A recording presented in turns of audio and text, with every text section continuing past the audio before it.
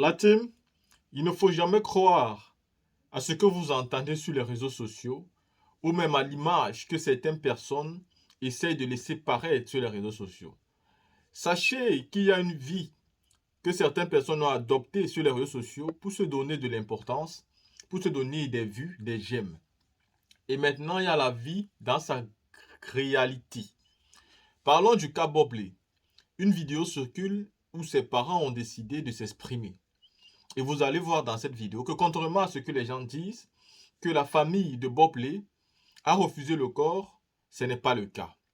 Au contraire, nous apprenons ici avec stupéfaction que les parents de Bobley, c'est-à-dire, vous savez, en Afrique, quand on dit des parents, on parle de la famille intégrale. Ses tantes, ses cousines, ses frères ont décidé même de cacher la nouvelle de sa mort à sa maman. Parce qu'on dit, si sa maman est au courant que Bobley est décédé, quelque chose de grave va arriver. Pourquoi? Parce que Bobley, c'est l'espoir de la famille. Bobley s'occupe de sa famille. Chaque fin de mois, il envoie de l'argent. Il achète le téléphone à tous ceux qui en ont besoin et à chaque petite difficulté, dès qu'on l'appelle, il règle le problème. Bobley n'est pas jamais une semaine sans causer avec les siens et il est très bon. Il a la main facile et prêt à aider tout le monde. Contrairement à ce qu'il essaye de laisser paraître sur les réseaux sociaux, contrairement à ce que les gens pensent, Bobley s'occupait de toute la famille et pas que de sa mère. Ce sont ses proches qui vont faire les révélations fracassantes dans cette vidéo.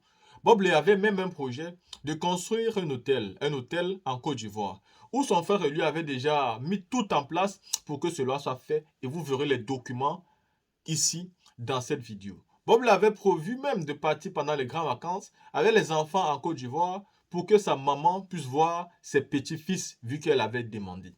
Aujourd'hui, Bobley n'est plus là. Il est parti car le jeu du game des réseaux sociaux l'a emporté. Sur les réseaux sociaux, vous aurez des différentes personnes. Des personnes qui font des clashs sans rien penser en retour. Ces personnes qui sont bons dans le fond, qui n'ont aucune haine et qui font juste ça pour amuser la galerie. Et vous aurez des personnes qui sont méchantes de manière volontaire. Ils sont foncièrement mauvais. Non seulement ils mentent sur vous, et ils sont carrément capables d'aller faire des jeûnes de prière pour que vous décédez, parce qu'ils le souhaitent. Vous aurez à côté de ça des personnes qui rigolent de votre souffrance, qui rigolent, qui ricanent, mais sans vraiment penser du mal de vous dans le fond. Vous savez, il y a des gens qui sont foncièrement mauvais, il y a des gens qui font semblant, qui se donnent un genre, en réalité ils ne sont pas mauvais. Ici, je vous laisse ici l'interview des parents de Bobley qui vous explique toute la situation et vous dit si Bobley est véritablement mort ou pas. La team, écoutez, commentez quand la vidéo sera finie. Si elle vous a intéressé, likez-la et partagez avec vos proches. Sur ce, la team, écoutez. Je suis surpris parce que je n'ai pas appris qu'il était malade. Je n'ai même pas appris qu'il était malade. Encore, ce qui a fait que je n'ai pas vite cru à ça.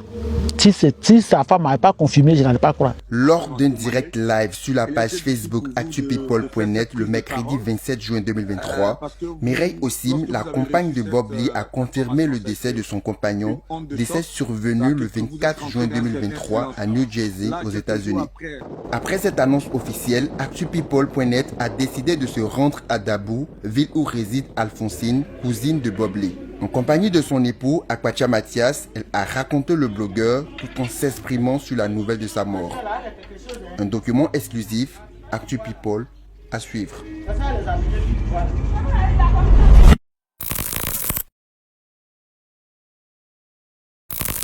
Je suis Madame Akpacha, née de Grou Alphonsine, la grande cousine de Jean-Claude que vous appelez Bobley. Je suis le frère Akpacha, Amari Mathias, l'époux de Grou Alphonsine, cousine de Bobley qu'on appelle communément Jean-Claude.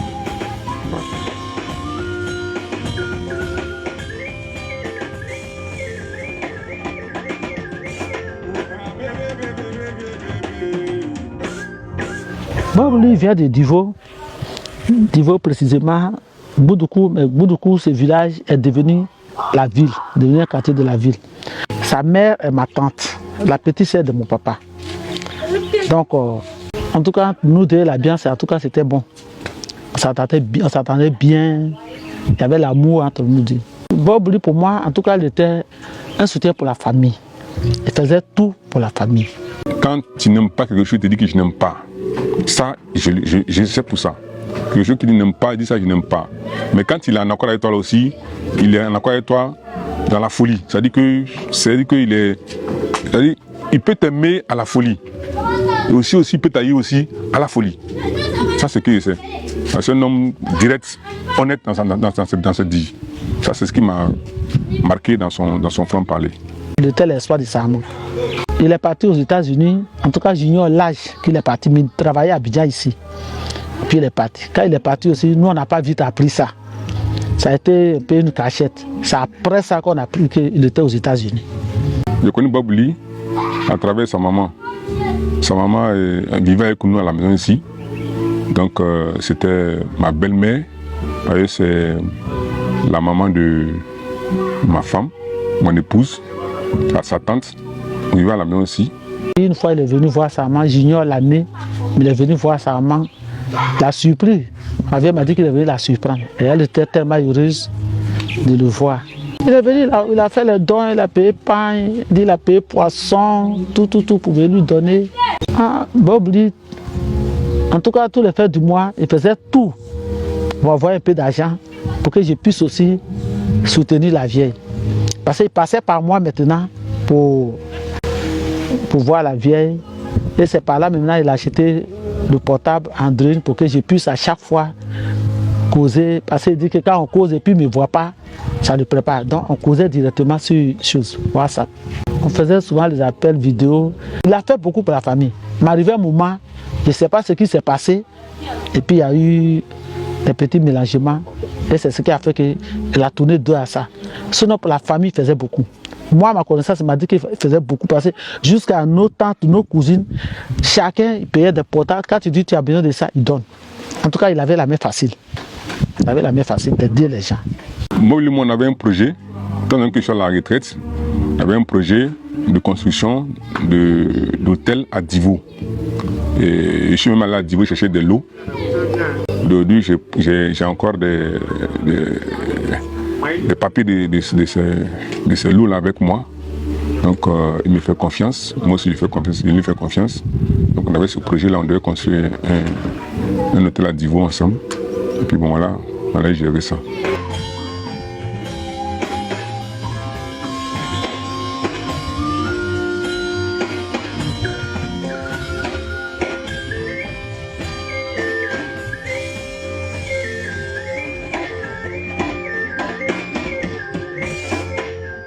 Dans la famille, la vie a fait beaucoup d'enfants. Mais malheureusement, ils tous sont partis. C'est de ce que dès aujourd'hui. Et c'est Bob lui-même, il me disait non, il ne faut pas craindre, vu que la vieille tombe, je suis là pour faire tout. Donc c'est sur lui vraiment on comptait. Pour que si la vieille n'est plus, les choses se passent bien. Malheureusement, on nous apprend qu'il est mort. Bon, j'ai appris sa mort sur les réseaux sociaux. Mais je n'ai pas cru à ça. Je n'ai pas cru.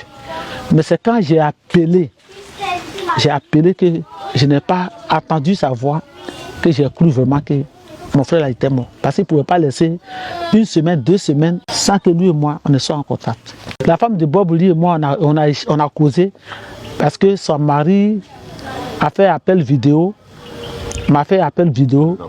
Les enfants et la mère, on a causé tout ensemble. Bon, il a dit qu'après ça, après les vacances, il allait venir même avec les enfants pour voir la vieille. Donc comme déjà, elle et moi, il y avait déjà des échanges et je l'ai connue. C'est par là que quand elle m'a dit que son mari était mort, j'ai cru à ça. Parce qu'elle ne pouvait pas mentir sur la mort. Du fait que le monsieur avait 2 enfants avec elle, elle ne pouvait pas mentir. Ma fille qui a fait les recherches pour voir le numéro de quelqu'un là-bas, pour que cette personne aussi l'a confirmé qu'il était son camarade. Mais malheureusement, Bob Lee est mort. J'étais allé au village, et puis mon époux m'a appelé que voilà des choses qui se passent au niveau des réseaux sociaux. Je suis allé sur les réseaux sociaux pour regarder, j'ai vu certaines personnes qui étaient en train de parler de la mort de Bob Lee. Vraiment, c'était pas joli à voir, c'était pas joli à entendre. Mais bon, nous on ne peut rien parce que nous ne sommes pas accrochés aux réseaux sociaux.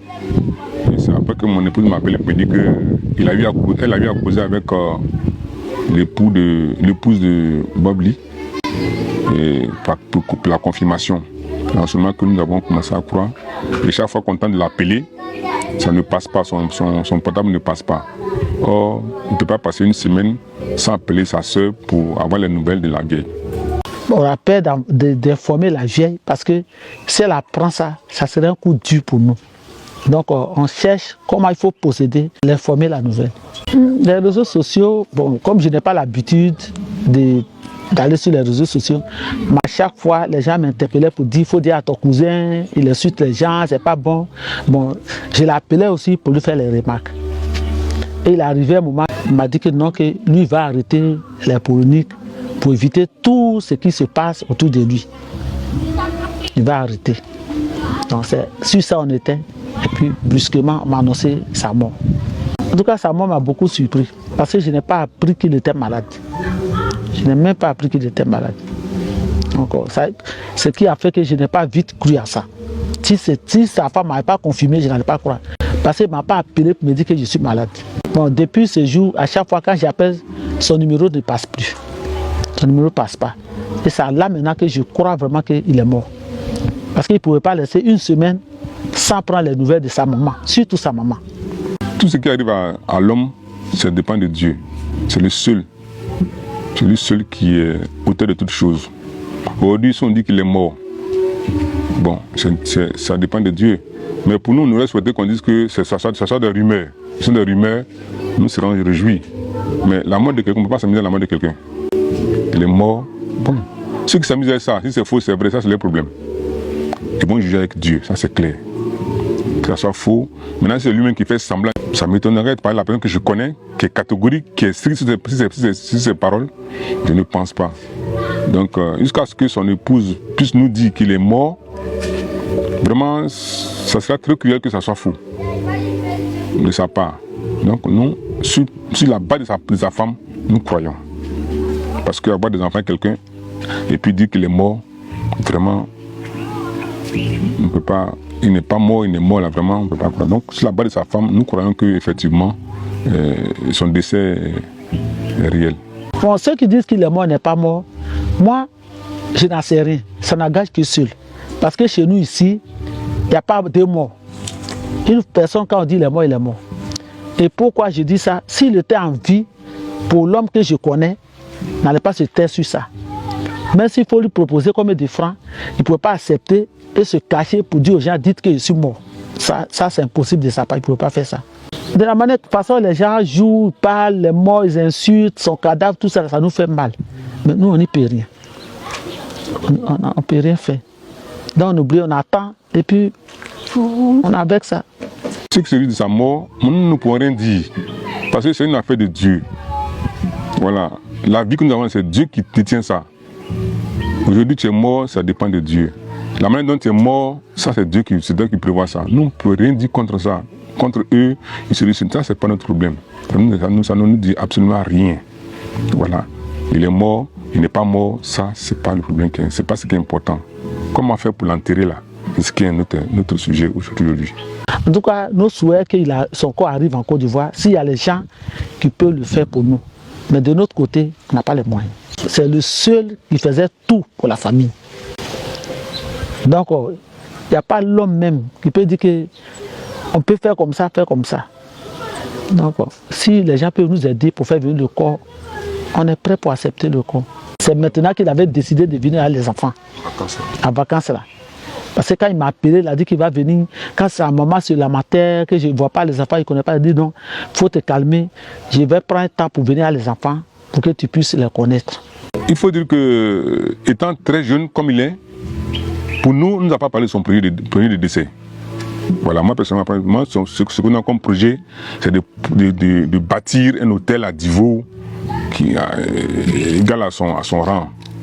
Mais projet de décès là, ça, nous n'avons pas eu ça. Parce que tout homme ne fait pas de projet de décès. Et c'est sa femme qui a appelé mon épouse pour lui dire que son mari souhaiterait que, depuis qu'il meurt, qu'on enterre sa femme, on envoie son corps en Côte d'Ivoire. Donc on tient compte de ce qu'il a dit à sa femme. Voilà. Donc si son corps vient, on prend les dispositions pratiques qu'il faut pour que son corps soit bien enterré à Digo, dans son village à Boudoukou. Moi je lance un cri d'appel à ses camarades qui se mobilisent pour dire qu'ils vont faire venir le corps à Côte d'Ivoire. S'ils peuvent le faire pour nous, en tout cas, ça serait une joie pour nous. Parce que, selon ce que sa femme m'a dit, qu'elle avait souhaité qu'il soit enterré dans son village. Donc, on ne peut pas contredire à ça. Mais comme on n'a pas les moyens, et c'est ce qui fait que ça traîne un peu. Donc, s'il y a des gens pour venir à notre aide pour faire venir son corps, ça serait une joie pour nous. Tout ce qu'on fait sur la terre, c'est programmé. Dieu programme ça. C'est nous qui n'arrivons pas à lire dans le sens de la lecture de la Bible. Sinon, tout ce qu'on fait là, c'est déjà programmé. Aujourd'hui, les morts, bon, c'est Dieu qui aurait souhaité. Donc, moi, je pense que Dieu l'accueille dans son royaume. Nous savons que la vieille qui est là est à notre charge. Ça, c'est clair. Parce que dans l'attente, c'est entre lui, Bob Lee, sa soeur qui est mon épouse, et puis sa maman. Ça, c'est les trois, c'est un trio. Aujourd'hui, si Bob Lee n'est pas là, ça, c'est la charge de mon épouse. Ça, nous sommes conscients. Maintenant, on fait venir son corps ici. Bon, c'est pas mauvais. Parce qu'un homme, quand il naît, il faut qu'on entre dans sa ville natale. Ça, c'est la coutume du village. Voilà. Tu meurs, on t'envoie que tu sois dans n'importe quel coin, on t'amène dans ton village. Et si lui-même a souhaité ça, nous aussi, on adhère à son souhait pour que le corps puisse venir et puis faire l'enterrement. Maintenant, bon, pour la vieille, ça c'est une charge pour nous. Jusqu'à ce soir, nous allons lui annoncer la nouvelle pour dire que ton fils est décédé. Encore, notre cas aussi, comment elle va réagir, tout ça là aussi, bon, ça c'est notre cas aussi que nous allons voir.